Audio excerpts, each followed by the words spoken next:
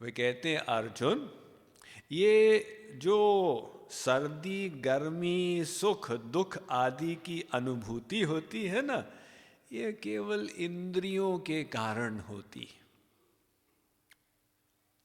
तो तुझे जैसे सर्दी आती है फिर गर्मी आती है, ऐसे ही ये सुख दुख आते रहते हैं, ये दोनों टेम्पररी है।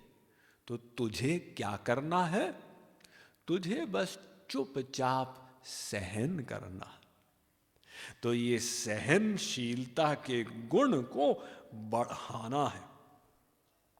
ऐसे ऐसे महारथी हुए हमारे देश में। महात्मा गांधी, उनका अपेंडिक्स का ऑपरेशन बिना एनेस्थीसिया से हुआ। तो लोगों ने पूछा, अभी आप कैसे करवा लिए? उन्होंने गीता का ये श्लोक बोला, मात्रा स्पर्शास्तु कौन्तेय शीतोष्ण सुख दुखदा आगमापाइनो नित्यास तांस तितिक्षस्व भारत। भाई ये तो फिलॉसफी है ना कि तुम आत्मा हो, शरीर नहीं हो, और शरीर के सुख दुख ये तो सर्दी गर्मी के समान आते रहते हैं, तुम्हें इनको सहन करते जाना। तो उन्होंने कहा, भाई मैंने बस कष्ट को सहन कर लिया, कितनी बड़ी बात। तो श्री कृष्ण कहते हैं कि वो मेरा भक्त जो सर्दी गर्मी सुख दुख को सहन करने की हिम्मत रखता, वो अर्जुन मेरे बहुत प्रिय। 19वां श्लोक। तुल्य निंदा स्तुतिर्मौनी तुल्य निंदा स्तुतिर्मौनी संतुष्टो येन केनचित् संतुष्टो येन केनचित् अनिकेतः स्थिरमतिर् अनिकेतः स्थिरमति भक्तिमान् मे प्रियो नरः। भक्तिमान् मे प्रियो नरः। आगे वे कह रहे हैं कि जो व्यक्ति, मेरा जो भक्त निंदा स्तुति में एक जैसा बना रहता। पिछले श्लोक में वे कहे मान अपमान में, अब कह रहे हैं निंदा स्तुति में एक जैसा बना रहता। तो महापुरुष लोगों का भी जबरदस्त अपमान होता। ऐसा हमारा मृत्यु लोक है, क्योंकि इस मृत्यु लोक में दो पार्टीज, अच्छे लोगों की पार्टी, बुरे लोगों की पार्टी। आप अच्छा करेंगे, बुरे लोग आपको खराब कहेंगे, बुरा करेंगे, अच्छे लोग आपको खराब कहेंगे। तो जो भी आप करें, ऐसा कभी भी नहीं होगा कि सभी लोग आपका समर्थन करें, कोई ना कोई। और जितना आप जोरदार अपना कार्य करेंगे, उतना कोई ना कोई दुश्मन जरूर संसार में खड़े हो जाएंगे। तो महापुरुष लोग, संत लोग जो आए, वो भगवत ज्ञान का जोरदार प्रचार किए ना, इसलिए उनके भी निंदा करने वाले लोग खड़े हो गए। लेकिन महापुरुष का लक्षण ये होता है कि निंदा स्तुति में वो एक जैसा बना रहता। एक हुए हैं भक्त छज्जू भगत, गृहस्थ संत थे। तो एक व्यक्ति को यात्रा के लिए जाना था। उसने कहा है कि महात्मा जी, अपना सामान, अपना सोने के सिक्के मैं आपके घर में सुरक्षित रख के जा सकता हूँ? छज्जू भगत ने कहा, भाई वहाँ पे पीछे में हमारा जो तहखाना है वहाँ पे रख दो। तो उसने आके रख दिया। अब वो 1 साल बाद आया, तो उसने कहा कि महात्मा जी, मैंने जो सामान छोड़ा था, उन्होंने कहा जहाँ तुमने छोड़ा था वहाँ से उठा के ले जाओ। वो उठा के लाया और उसको उसने गिना, तो उसने पाया कि 1 सिक्का कम है। तो तमाम गालियां देने लगा, महात्मा जी चोर हैं, डाकू हैं, लुटेरे हैं इत्यादि। अब साथ में कुछ लोग वहाँ पर खड़े हुए थे, वो भी उसकी बात में बात मिलाने लग गए, पता नहीं क्या समझते हैं ये लोग। फिर 2-3 दिन बाद उसने फिर से गिनती की तो पाया कि उसने अपना हिसाब गलत लगाया था।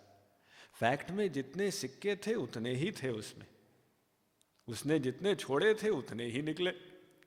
तो अब वो आके उनकी प्रशंसा करने लगा, आप तो बड़े ही ईमानदार हैं, आपके जैसा कोई भरोसेमंद नहीं, आपने हमारी सामग्री की इतनी अच्छी देखभाल की। अब साथ में कुछ लोग खड़े होके वे भी छज्जू भगत की प्रशंसा करने लग गए, आप तो ऐसे हैं, बहुत बढ़िया है, महान संत हैं। छज्जू भगत ने कहा, तेरी निंदा को भी खाक और तेरी स्तुति को भी खाक, मुझे दोनों की परवाह नहीं है। क्यों? अरे भाई, मायाधीन जीव हैं, 3 गुणों के अंदर हैं, जिस समय जैसी गुण वृत्ति बनी वैसा बोल दिया।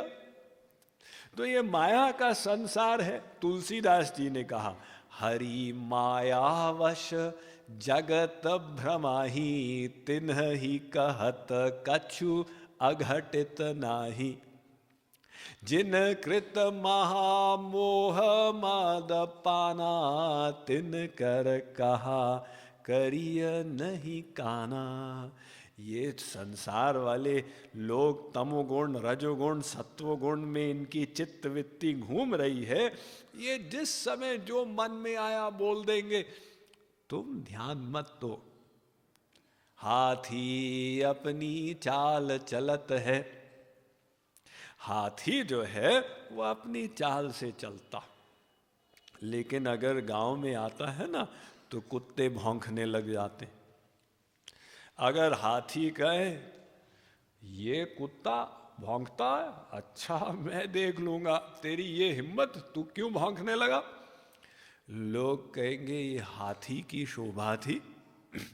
अरे तुम अपना चलते जाओ, कुकर भुकत वाको भुकवा दे, तू तो राम सुमिर, तुम भगवान का स्मरण करते जाओ।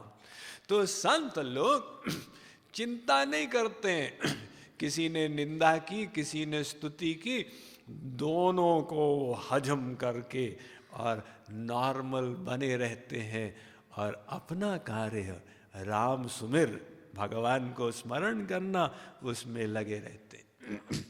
तो श्री कृष्ण ने ये गुण बताया और कहा, मौनी, मेरा भक्त मौनी होता, मतलब निरर्थक बात नहीं करता। निरर्थक बात भगवत प्राप्ति से पहले हमको करनी नहीं चाहिए, क्योंकि अगर हम निरर्थक बात करेंगे, हो सकता है 2-3 गलत बातें बोल देंगे, बाद में अफसोस करेंगे मैंने ऐसा क्यों कहा। लेकिन जब गोली बंदूक से निकल चुकी है, अब वापस तो आ नहीं सकती, जो वाक्य बोल दिए उसको वापस नहीं ले जा सकते। ये वाक्यों के कारण ही तो सारा संसार झगड़ रहा है एक दूसरे से। अगर हम अपनी जिह्वा पर कंट्रोल करना सीख ले तो कितनी मैत्री की भावना उत्पन्न हो जाए। अब उसने एक वाक्य बोला, उसने 2 वाक्य बोले। एक बार जिह्वा और दांत के बीच में झगड़ा हुआ। दांतों ने कहा हम 32 हैं, ये 1, लेकिन जब चाहती है आके हमको हिला के चली जाती। समझती क्या आपने आपको? तो दांतों ने कहा जिह्वा से कि देख, तू अपनी हैसियत में रह, अगर तूने संभाल के व्यवहार नहीं किया ना, हम तुझे चबा के खा जाएंगे। जिह्वा ने दांतों से कहा देखो, तुम लोग भी संभाल के रहो, अगर तुमने कुछ गलत किया मैं ऐसा वाक्य बोलूंगी कि दूसरे लोग पिटाई करके 32 के 32 बाहर करा देंगे। तो ये जिह्वा की शक्ति, गलत वाक्य का ऐसा परिणाम होता है। इसलिए चाणक्य पंडित ने चंद्रगुप्त को कहा था कि राजा की पगड़ी पहनाई तो सिर पर जाती है लेकिन टिकती जबान पर है। अगर राजा अपनी जबान का निरर्थक उपयोग करे उसकी पगड़ी नहीं टिकती है। तो श्री कृष्ण कहते हैं कि मेरा भक्त जो कम बोलता, जहां जरूरी है वही बोलता, वो मेरे बहुत प्रिय है। और अभी क्या हालत, अभी तो हम लोग बोलते चले जाते। एक स्त्री थी, बहुत बोलती थी, तो उसका विवाह हुआ। लोगों ने पूछा कि तेरे पति सुनते जाते हैं, इतनी शक्ति उनके अंदर कैसे कि तू बोलती जाती है फिर भी वो सुनते जाते हैं। उसने कहा मैंने खूब प्रैक्टिस करा दी है उसको। जब मैं बोलती हूँ तो उनको सामने बिठा के बोलती हूँ, और मुझे कहीं स्नान आदि के लिए जाना होता है, मैं उनको ट्रांजिस्टर रेडियो के सामने बिठा देती हूँ ताकि उनका प्रैक्टिस छूटे नहीं, वो सुनते जाएं। तो श्री कृष्ण कहते हैं ये मुझे प्रिय नहीं है, मुझे वो प्रिय है जो निरर्थक एक शब्द भी अपने मुख से न निकाले। और संतुष्टो, जो संतुष्ट रहे, हर स्थिति में जो संतुष्ट रहे वो मेरा बहुत प्रिय है, हर स्थिति में। एक कवि हुए हैं शेख सादी, तो इन्होंने एक कविता लिखी है। कहते हैं कि मैं बड़ा असंतुष्ट था, कुछ गरीबी थी, परेशानी थी घर में, और पर्याप्त खाने को उस दिन नहीं था। तो कहने लगे कि खुदा तू कितना निष्ठुर है, तुझे ध्यान नहीं तेरे बंदों पर, मैं इतना परेशान हो रहा हूँ यहाँ पे। तो इतने में किसी ने दरवाज़ा खटखटाया। ये शेख सादी गए दरवाज़ा खोलने के लिए, तो उनने देखा कि एक आदमी, उसके गले में रस्सी से खिलौने लटके हुए, और उसकी एक टांग नहीं है और दूसरी बाह नहीं है। तो उसने ये इस हाथ से, जो सलामत हाथ है, उसने डंडा पकड़ा हुआ है और उसके साथ वो खड़ा है। अब दूसरा हाथ नहीं है, तो खिलौने बेचने आया है, लेकिन कैसे बेचे, कोई साधन नहीं है, तो खिलौनों को उसने रस्सी से लटकाया हुआ है। और उस आदमी ने कहा क्यों जी आप खिलौना लोगे? शेख सादी ने उसको देखा और दया आ गई। उन्होंने कहा भाई खिलौने वाला, तू बड़ा दुर्भाग्यशाली है, तुझे ग्लानि नहीं होती, तुझे दुख नहीं होता कि भगवान ने तेरे साथ कैसा बर्ताव किया, अल्लाह ने? खिलाने वाले ने कहा मुझे तो कोई अफसोस नहीं होता है, मैं बिल्कुल संतुष्ट हूँ, क्योंकि एक टांग है और दूसरा हाथ है, तो इसके साथ मैं चल लेता हूँ और आराम से सुविधापूर्वक आता हूँ जाता हूँ।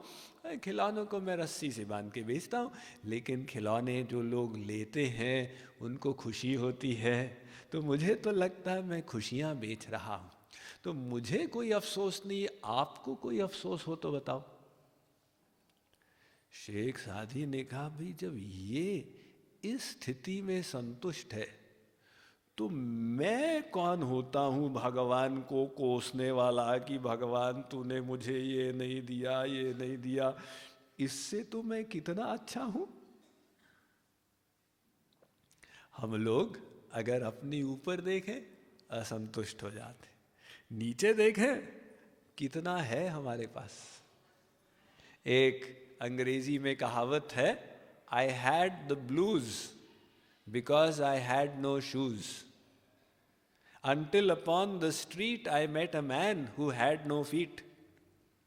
मैं तो दुखी था कि मेरे पास जूते नहीं हैं पहनने को, और फिर मैंने देखा एक सड़क पर आदमी जिसके पास पैर नहीं है, तो मैंने कहा इससे तो मैं कितना अच्छा हूं।